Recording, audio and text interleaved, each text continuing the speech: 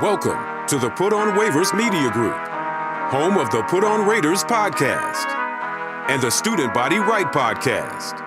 This is your place for the best breakdowns and the best insight for those who fight on and bleed silver and black. Now, here are your hosts, Dwayne Douglas and Ryan Holmes. Hey, welcome everybody to another glorious episode of the Put On Raiders podcast. I'm your host, Dwayne Douglas, along with Ryan Holmes, and we are podcasting on the beautiful shores of the Pacific Ocean. The weather was a little better today. Sun came out. Good. Hopefully, give some relief to the folks who are going through some tough times as far as the weather goes out here in California. Ryan, how are you today? I'm doing good. I saw the sun. I saw the sky today, so it wasn't rainy and it wasn't overcast, so that was good. That was good. Good to see that. PORSBR is my Twitter handle, and RHOLM22 is Ryan's. Thank you for listening to the show in Sacramento, California, Vallejo, California, Albuquerque, New Mexico. We also got let's see here. We got Dillingham, Alaska on the list today. Easton, Pennsylvania. I wonder if that's where they make the bats. I'm not sure. And then Windsor Locks, Connecticut, Vista, California, and Indianapolis, Indiana are listening to watching the Put On Raiders podcast. A lot of stuff to talk to you today about the playoffs. We're gonna do a little quick rewind on the season and look at the Raiders wide receiver room, and then also going to talk about some mailbag stuff because you guys had some questions for us as well. So let's start off with the wide receiver room. I think obviously 100 catches for 17. You knew he was going to get the bulk of the touches, Ryan. But do they need a little bit more? I mean, they probably would have had more balance if there was injuries to Waller and Renfrow, correct? Yeah, there would have been a lot more balance, I think. And you just quickly looking at this, like you said, Devontae Adams 100 catches, 1,516 yards. He had 180 targets, so. It's not a great percentage, 100 catches on 180 targets, but I was shocked when I looked at the next one. Actually, Matt Collins was second with 94 targets, which seems like a lot for him. So he had 57 catches for 690 yards, 94 targets. And then there's a steep drop off after those two. You get to Josh Jacobs, who's third on the team in targets with 64. And then you get to Hunter Renfrow with 50 and Boston Rowan and so on down the list. But as far as wide receivers, like Keelan Cole had 21 targets, 10 catches. Basically, no production there. Yeah. And Hunter Renfrow had 50 targets, 36 catches for 330 yards. So he was out. He missed several games. He still played actually in 10 games. So it wasn't like he missed a ton, but he missed 7 games. Other than Devontae Adams, like, they didn't have a lot in that wide receiver room. And I know it's probably an area where they're just going to hope that they get healthy with Darren Waller and Hunter Renfrow going into next year. But they still need another wide receiver on this team. If an injury happens again in 2023, like it did in 2022, like they can't just have Matt Collins and whoever the Keelan Cole on the roster is next year, because I don't expect him back. So they need someone that can win on the intermediate routes. That's where a lot of those targets went to Matt Collins on those dig routes. Can win vertically as well, and also run some clear out routes to allow Devontae Adams to work underneath a lot more than he did this year. How do you feel like Hollins seems like a guy who they want to use on special teams, a guy who can and do some things there. Did get deep open a little bit on this team, even though he's not a burner. Do you feel like that's somebody who they'd bring back? Because he was a 1-year deal, right? He was on a modest deal. I want to say it was like 1 year, $2 million. So if you can get him on something similar than that, absolutely bring him back. He knows the offense. His contribution is going to come in the running game. He's an excellent blocker that can go inside and take out those safeties. He can crack block. He can take out those linebackers. They don't really have another guy on the roster that can do that. You don't want Hunter Renfrow doing that. You don't want Devontae Adams doing that. So they could use him a lot in the run game. They could use him to spell other receivers. If you need him to start a couple of games due to injury, he could do that. And then again, he's an elite special teams gunner. So there is a ton of value there to bring him back. Do I want him being wide receiver 2 and getting 94 targets next year? Absolutely not. But they do need to bring him back because they don't have another wide receiver on this roster that really wants to block. Yeah, I don't see that either. I don't see that as a big thing there. And Renfrow is tough because Renfrow's in a situation where I think I'm not saying he's going to be phased out. I just don't know what his place is as far as being a volume pass catcher in this offense, I don't kind of see that in the foreseeable future, especially with Adams there.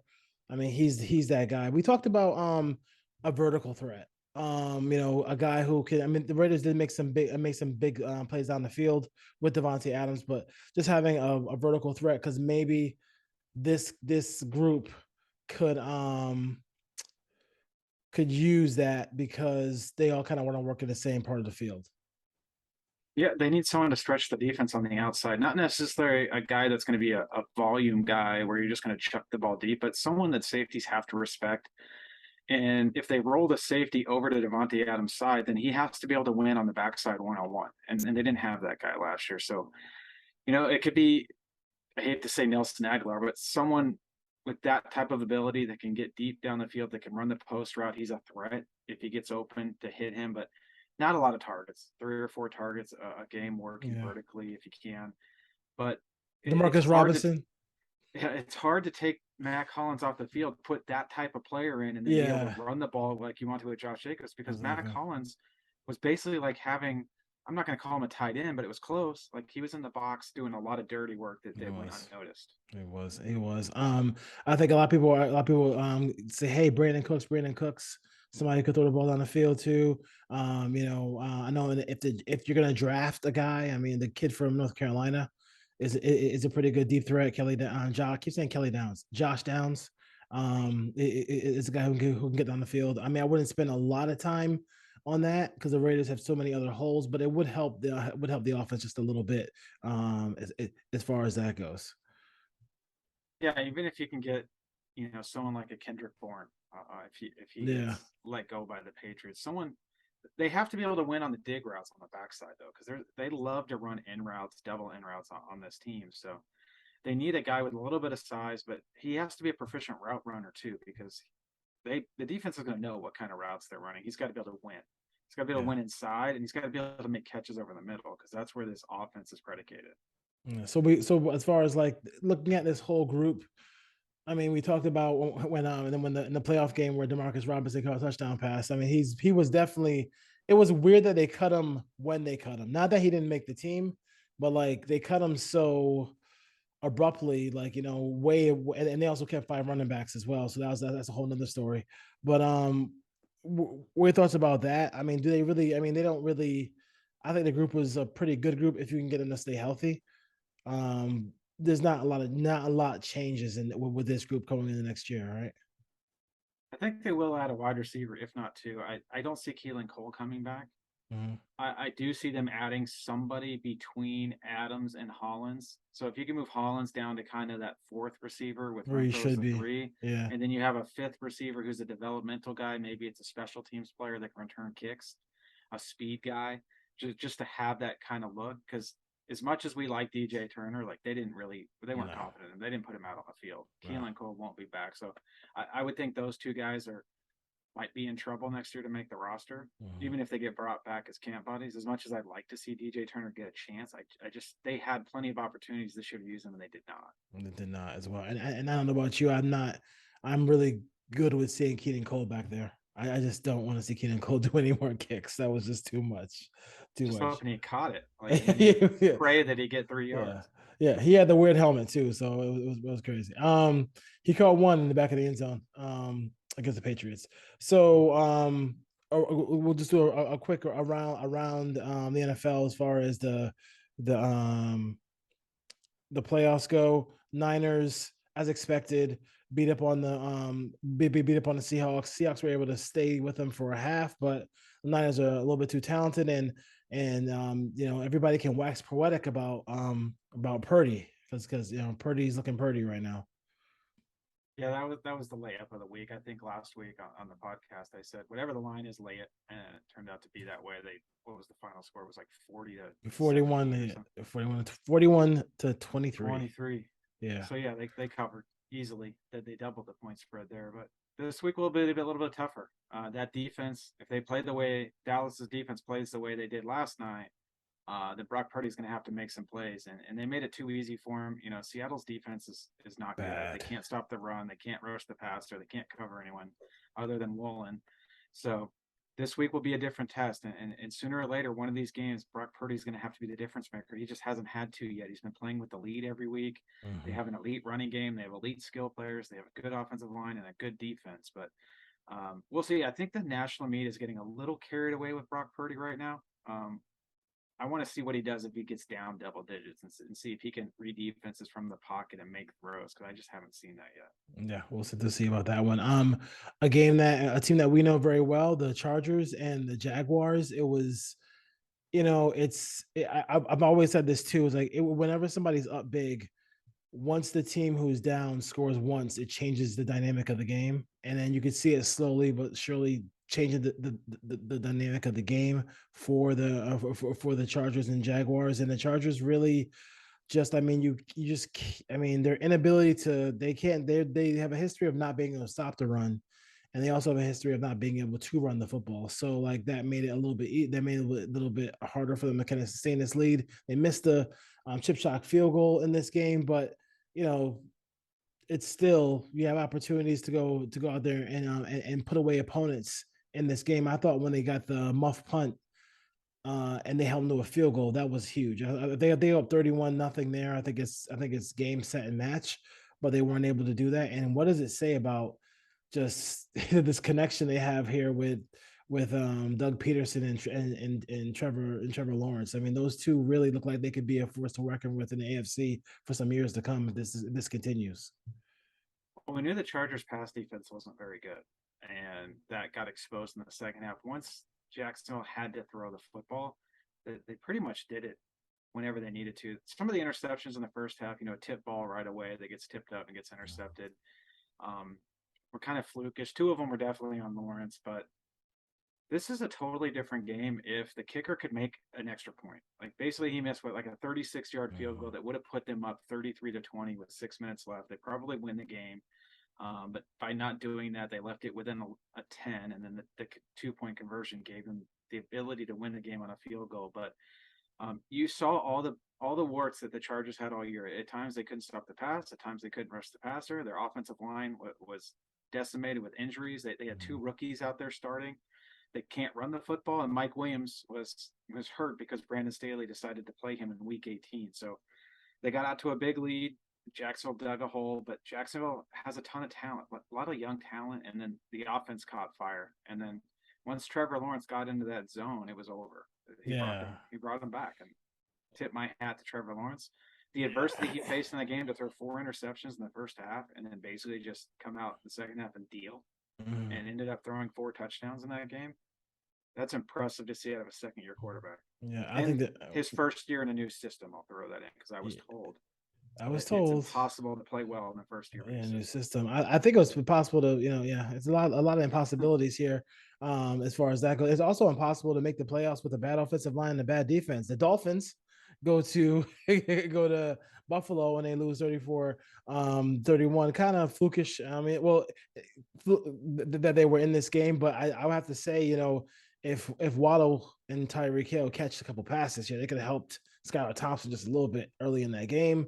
But the Bills, and I would say to you, I wonder, do you have any trepidation about the Bills being too Josh Allen centric? Like, yes, he's great. He's fantastic. He can do all these different things, but do you feel like they can kind of depend on him a little bit too much because they can't balance things out as far as running the football and maybe spreading the ball around? No, I don't. They need Josh Allen to play that way to win, and I'm not worried about the Bills. They came out flat. They had all that energy in the stadium the week before, celebrating DeMar Hamlin being released from the hospital. They were probably overlooking the Dolphins a little bit here. A couple of fluke turnovers. That game could have got out of control quickly in the first half. They had a receiver, Shakir, dropped a deep ball down the middle of the field. It could have given them a 20-point lead. And then they had, like I said, a couple of fluke turnovers. Receiver stops on a route. Another one that should have been a defensive penalty doesn't get called. And then I watching that game, I never felt like Buffalo was going to lose that game. And I know we were texting back and forth in the game, but I always felt they were in control. And I kept saying, Buffalo's going to win. I'm not worried about this game. And then they ended up winning and pulling it out. I think that's kind of the wake-up call they needed coming out of just being emotionally flat. I think they were drained. Once they got that lead, they kind of took their foot off the gas a little bit, Yeah. and they've got through that game. It's kind of like the NCAA basketball tournament. You always have that high seed that gets that scare in the first or second round and then go on to win the tournament. So I still think Buffalo is the team to beat here.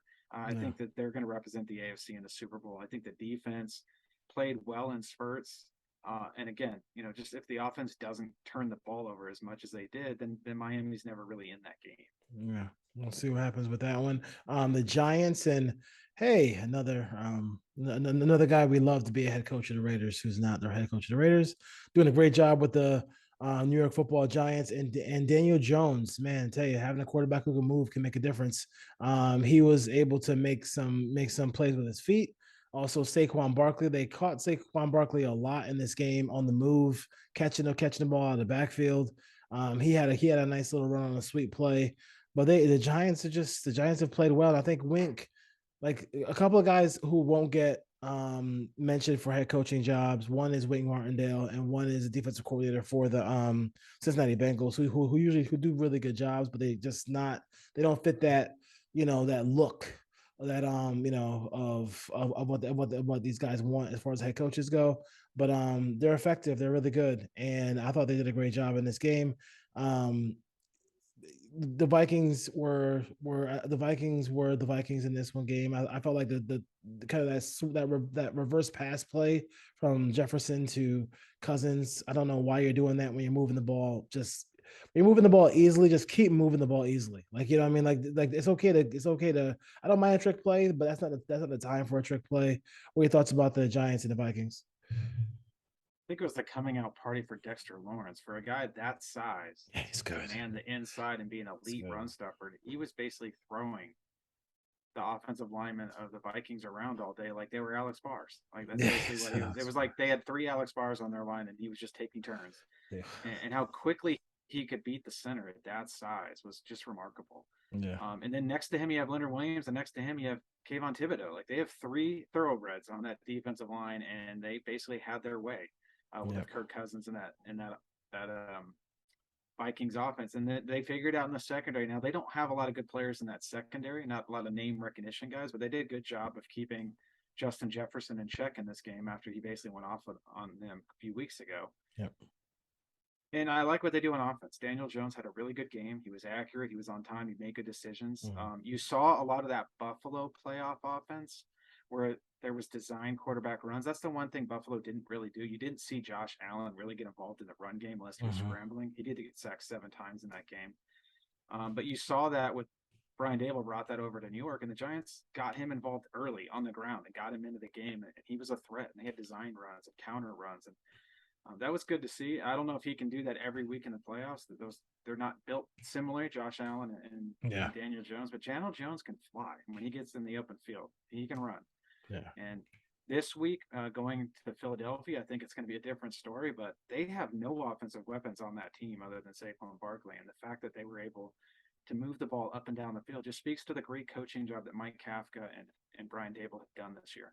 Yeah, no question about it. And he's giving Kafka full autonomy because he is the play caller. Obviously, if he wants to veto something, he can veto something, but he runs the game, and Kafka and Wink Martindale do their thing on the microphone as far as calling the plays goes. Let's go to the Bengals. Bengals Ravens. Would have been cool to see that Hail Mary get caught. I know I think it was J.K. Dobbins was upset that he didn't get the ball in the red zone in that game, but they hung tough. I think one thing I kind of overlooked in these games too, like you mentioned, was that a lot of teams who know each other very well playing each other for the third time. That's something where you're gonna get close games because there's a lot of familiarity between the two opponents. I'll start off by saying I'm not a fan of the 7 teams and then having divisional games week 17 and 18. Yeah. Because we're getting a lot of games we just saw. Yes. I know some people enjoy that. I would like to see it spread out a little bit differently. If you're going to continue with 7 teams in the playoffs where you have, 6 of those 7 playing in the first week, the super wild card, whatever they call it, move some of those divisional games up on the schedule so that we don't get so many repeats. And this is the second year in a row where we've kind of seen that. So that was a small gripe on my behalf, but yeah, Baltimore played a really good game. and they stayed physical with them. I thought they had a really good defensive game plan to get pressure on Joe Burrow, and then to be able to undercut all of those slants by Jamar Chase and have the linebackers in there and make him go to other reads. And then the offensive line, once there was injuries on the Bengals offensive line, they had 3 backups in there playing. Baltimore's defense could tee off. And then you saw, Tyler Huntley had a pretty good game, running around, making decisions, showed some life in his arm. And then ultimately it came down to that when he decided to jump over the line there at the 2-yard line and reach the ball out, but not cross the goal line. That fumble got returned. That was ball game at that point. So, again, Cincinnati, they faced some adversity. It was probably a game that they thought that they could win. They just handled the same Baltimore Ravens the week before, but Baltimore hung tough. But ultimately, the better team advanced, and now in the AFC, we have the top 3 teams are all still playing. Interesting. I mean, you kind of want that if you kind of want that. You want to see the best matchups. Buccaneers, Cowboys, the Cowboys from the outset. I don't hear anybody comparing Derek Carr to Dak Prescott now. If I never did, for the record. I never did forever. And if you want to thank, you got to thank Jack Del Rio for seeing that he wanted Connor Cook over Dak Prescott. Good move, Captain Jack. But they played well. He played well. They just took the lead. They took the bull by the horns. Their defensive line kind of. Micah Parsons is just you gotta he's that that bulldozer who can just who can go get the quarterback by any means necessary, and he wreaks havoc. The defense played well. They made plays, and there were some plays where, I mean, maybe they got some injuries there or something, but I'm not sure what Bowles was calling in some of these games. There's people walking on the field by themselves, like a 7-on-7. It was pretty bad at some points for the Buccaneers. Yeah, my biggest takeaway is what happened to their defense this year. They have a lot of the same players, other than the Ndamukong Suh. Everyone else, and Jason Pierre-Paul, but everyone else is still there. Still have Vita Vea, Shaq Barrett's still there. The young pass rusher from Washington they took last year's there. The linebackers are still there. The secondary is pretty much still there, and Dallas had their way. Yeah. And then Bruce Arians leaving that offense. I don't know if Bruce Arians was calling it or Byron Leftwich, but they can't run the ball at all. The offensive line was a disaster. Donovan Smith 1-on-1 against Micah Parsons is unfair, and they kept leaving him over there 1-on-1. Ryan Jensen trying to play after not playing all year was very rusty, and they just got beat. They got beat over and over and over. And once the lead got up quickly, there was no way they were going to pass protect against Dallas's. They could just bring pass rushers in waves. And then you saw Brady have to get rid of the ball quickly. There was some where he wasn't even close, where it looked like he was just trying to get the ball out so he didn't take a sack. And I kept telling you, like, they can't run the ball on first down. They kept trying to do it. And they were all negative runs. So 1st and 10 is 2nd and 13, 2nd and 15, 2nd and 11. They're not going to move the ball against Dallas doing that. And they don't really have any speed options outside. Everything is quick. Everything is quick to Godwin on some sort of screen or quick pass, and they didn't really take any shots down the field to Evans either, which they did a couple of weeks prior against Carolina. So that game was over quickly, and we'll see what happens moving forward with Tom Brady. But that was not a good look if that was his last game. Yeah, really bad situation there, as far as that goes. So on to your questions real quick. Doug from Charlotte wants to know about the offensive line. Do you see them going after the interior first, or going for a tackle to play alongside Colton Miller? It could be. I mean, if you had to bring Illuminor back, he was decent. But competition is you can bring competition anywhere. But I think if you're gonna move Parham to center, like everybody thinks is gonna happen, then you got to I think you draft a guard and get a veteran guard. I mean, I know the kid Voorhees, a lot of Raiders, a lot of people are from USC. People are mocking him to the Raiders. It's way too early for all that, but at least you could see that. He also mentioned about Roger Saffold. Would he be a good? He's a free agent. Would he be a good interior lineman for the Raiders? I mean, he's had a long career. National Football League. He that the time period where the Raiders signed him till now went by real quick. I think he's like 33 now. Roger Saffold. Time goes by fast, but I could see a veteran being signed and then a young kid coming in as well too. So, but yeah, the interior, I would attack the interior first. If I was the Raiders. Yeah, you're going to attack the interior first because they need two guards, Yeah, not one. They need so two. They need two, and you're better off building up the interior and then trying Illuminor for one more season. I mean, he graded out really well by PFF. Now, I don't think he played to that level, but he wasn't a liability. Yeah.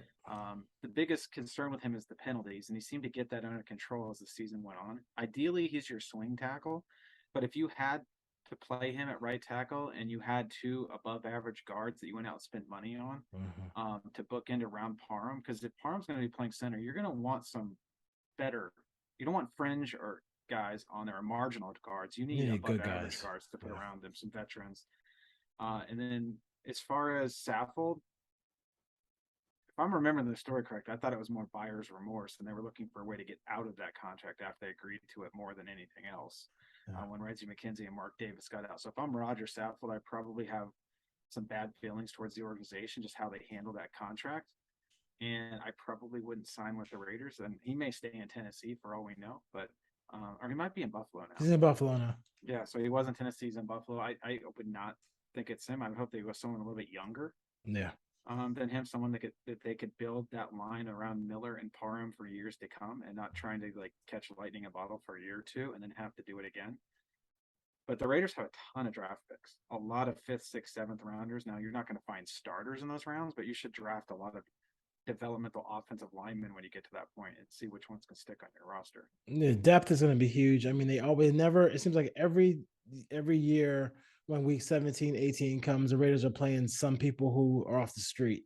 Like they never can build depth, and that's where the draft comes in. And but then when you have an entire draft class who's out of the league, that can happen. I think what I would do is I would target Isaac Siamulu, I believe is his name. He's the right guard from Philadelphia with the Eagles, who have the best offensive line in the league. They probably can't afford to bring him back, considering they have to pay, all the other Pro Bowl players they have on that line. So if you could get your hands on him as a right guard and just plug him in, that'll help out a lot.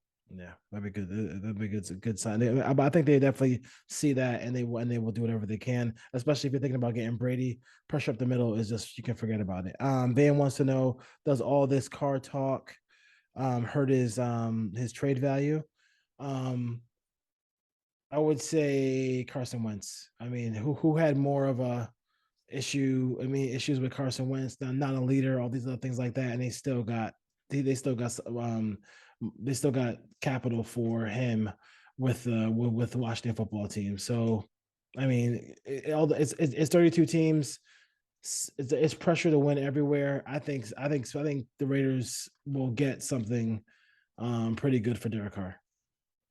Yeah, I don't think the talk hurts the trade value at all. I think that's more just fan driven and social media driven. Mm-hmm. If a team wants him and Derek wants to go there, then they'll work out a trade and they'll figure out the trade compensation. I think what hurts it more than anything is the no trade clause.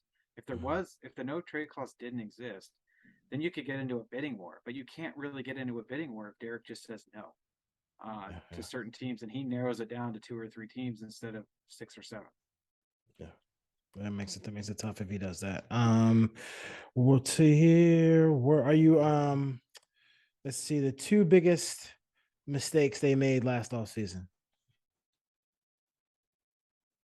I'm going to say Chandler Jones, just because of the size of that contract and just kind of thinking that he might have been the last piece to that defensive puzzle. And clearly, he played better towards the end of the season, but he didn't justify that contract. And now the fact that they have to keep him on the roster next year because the cap hit would be north of $25 million. Mm-hmm. I'm going to say that, and then and to beat a dead horse, but to not go after offensive linemen, to just think that they could bring back the same group they had in 2021. And let's remember that Plan A was still Brandon Parker playing right tackle, and Alex Leatherwood potentially playing right guard, or Lester Cotton playing right guard. That was the plan. And John Simpson playing left guard, that didn't last at all. They were on Plan C quickly. So just not bringing any veterans, anything, if their plans didn't go well, they didn't really have a backup plan. It was just grab the next guy and throw him in there, and then we saw what happened. And then obviously losing Denzel Good when he retired in training camp didn't help either. But I would say those two things, just Chandler Jones, and they overvalued what they had on the offensive line. I would say they overvalued and they did not do a good job of kind of really scouting Divine Diablo. I think he was kind of lost a little bit. Not a little bit, he was lost defensively, being kind.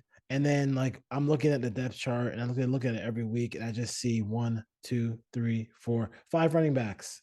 And it just drove me crazy to not see a little bit more of Zaire White, CRC, Britton Brown on this team. I mean, I understand what Josh Jacobs gave the Raiders, so I'm not complaining about giving the ball to Josh Jacobs. But if they're going to be on, I mean, it'd be nice if one of those guys was a punt returner or a kick returner or was a dynamite special teams player. Like those kind of things would have been more acceptable. But when you have that kind, and then Brandon Bolden, I actually felt like Amir Abdullah on third downs on screens and stuff like that could have been used more. I thought he had a lot of make you miss, if you will, in space. So that kind of bothered me a little bit as well. I didn't see a lot of the screen game was just kind of like non-existent for this team as well, whether it's wide receiver screens, tight end screens. I feel like I saw a lot more of that when I was watching the Patriots from afar than I saw with the Raiders as far as that goes. So that was from Sam. Thank you, Sam, for watching and listening to the show. I think that's all for the questions we have in the mailbags right now. There's one about our Mount Rushmore of players for the Raiders. I was like, and that's when you know it's the offseason when you get that question. You get the Mount Rushmore. So you can go ahead and do yours if you want real quick, and we'll leave on that one. My personal one, or just who the 4 best players are in the Raiders? In our time, in our time, he kind of said it was that we saw play. Well, I'm biased, so I'm going to say Bo Jackson, even though it was a very, very, very short career. Tim Brown is clearly on that Mount Rushmore. Charles Woodson clearly on that, and then can I say Sebastian Janikowski? Yeah, no, I know. I noticed when going back and looking at this stuff for the Raiders are a free agent organization. They really are. Like a lot of the Raider Raider players that we remember are just guys who they got in free agency. They're not guys who were born. I mean, there was Marcus Allen, there was Tim Brown, but I just feel like this makes a lot of guys I remember were always like free agents. And Marcus Allen was more. I saw it towards the end of his career with the Raiders. Yeah. Little Todd Christensen a little towards the end as well. And yeah. So yeah, I'm gonna go Janikowski on that 4th one. That's tough. Maybe I can split it with Leckler. Janikowski. No Gannon. No, I mean it was a short period of time. I know he won a lot. He went to the Super Bowl. He won an MVP. But like if we're talking Mount Rushmore of Raiders, like yeah, I would definitely put Bo Jackson and Tim Brown above him. Yeah, my personal. Yeah. We'll see what happens. All right, Raider Nation. Well, I'll see you next time. All right. Cool. Raider fans, Trojan fans, thank you for watching and supporting the channel. Click all the little things around us and you can see more shows from the Student Body Right USC podcast and the Put On Raiders podcast. Fight on. See you, Raider Nation.